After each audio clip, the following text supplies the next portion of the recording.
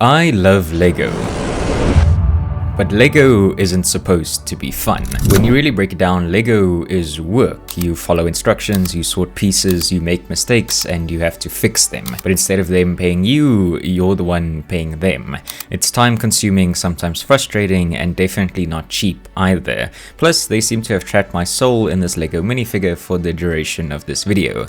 But despite all this, millions of people worldwide spend their hard-earned money and precious hours just like me, snapping these little blocks together, completely hooked. So I wanted to figure out why. I knew there had to be some kind of underlying psychology behind these plastic bricks, but the more I dug, the more I realized that Lego doesn't just sell toys, they engineer fun, and this is how they do it. Number 1. The IKEA Effect.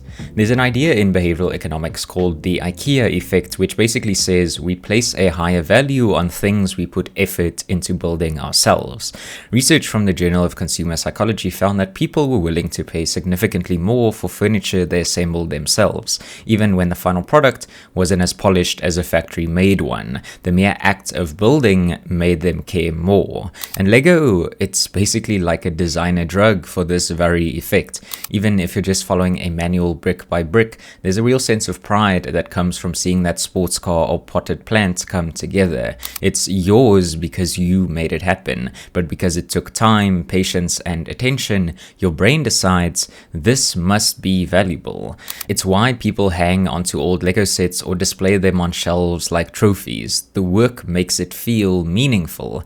But this goes even deeper, because our brains have this little quirk called effort justification. If something requires effort, we assume it must be worth it. This is the same mental math we use to justify finishing a brutal workout or going for a run on a cold winter morning. The more effort, the more pride we get from finishing the task. Now, I'm not trying to equate Lego to working out, but the underlying idea is that by asking for a bit of work from our side, Lego gets us invested. We're putting in a tiny piece of ourselves into the product at every step. By the end of all of this, a Lego car isn't just a Lego car anymore, it's your Lego car. You're the one who put on the doors, you're the one who put on the wheels, and you're the one who really focused when it came time to put on the stickers.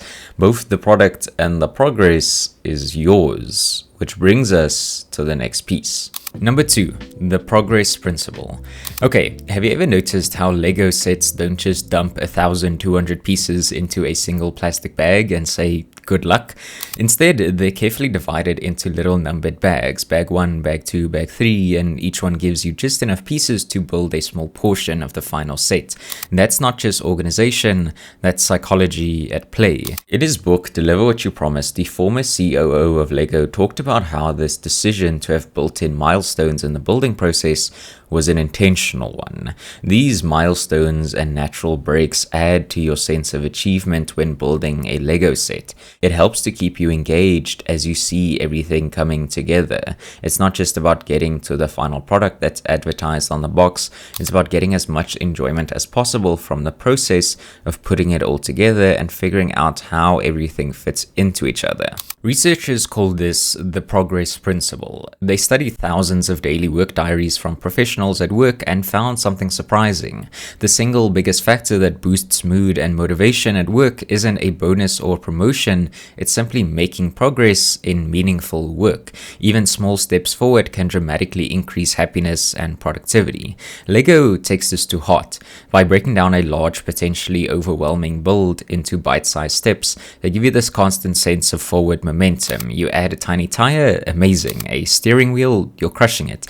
An entire engine, you're a genius. The whole process feels rewarding because your brain keeps checking off these tiny wins, and those micro doses of accomplishment make you want to keep going. This is something a lot of successful games and apps use too. Think about progress bars, leveling systems, or daily streaks. These all tap into our brain's love for progress. Lego just happens to do it with actual bricks. Even the instruction manuals are designed to pace your sense of accomplishment. Every page you turn feels like another rung up a ladder, and some instruction manuals even have progress bars on them.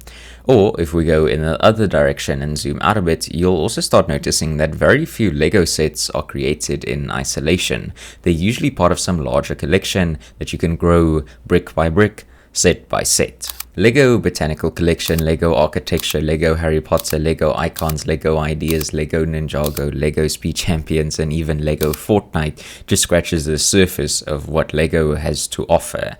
No matter how much progress you make, there's always another similar set waiting for you on the shelf of the nearest Lego store. And that's not by accident, it's by design. Number 3.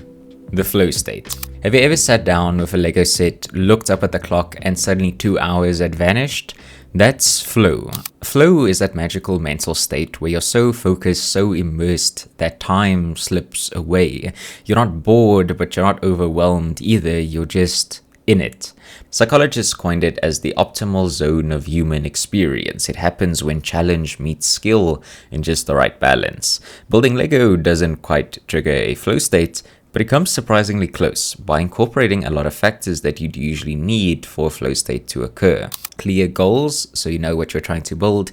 Immediate feedback, because every piece you place tells you whether you're getting it right. And finally, just enough challenge. It's not so hard that you give up, but not so easy that you zone out. It's the same reason games like Tetris, Stardew Valley, and Minecraft feel so addictive. This sweet spot of difficulty and reward is a psychological goldmine to ensure positive experiences. They reward your attention and effort with visible, satisfying progress. I mean, just look at this and tell me it doesn't put you in mind to build something. In a Lego set, that moment when a wing finally clicks into place or a tricky gear assembly finally works, that's the hit, that's the good stuff. That's your brain saying, nice job, do it again. But when you chain those moments together for hours, you don't just feel accomplished, you feel happy. Research shows that people who regularly experience flow report higher levels of well-being, better emotional regulation, and greater creativity. It's a full-on experience for your brain, and it comes wrapped in a box of colorful bricks. So when you're snapping Lego pieces together for hours, you're not just passing the time, you're tapping into one of the most fulfilling mental states out there. Lego isn't just fun because it's nostalgic or creative, it's fun because it's engineered to be. It taps into 3 core psychological ideas. Number 1, the IKEA Effect, because we value what we work for. Number 2, the progress principle, because we crave progress no matter how small. And number 3, the flow state, because we love losing ourselves in a focused activity. Lego tricks us into doing work, thinking more, and investing a lot of time into something, but somehow it makes it feel like a good way to spend a lazy Sunday afternoon. It's a toy, but it's also a kind of brain workout. It's a lesson in effort and reward, even if we don't think about it like that. And maybe that's why so many adults never stop loving Lego, because underneath all the bricks, there's something deeper.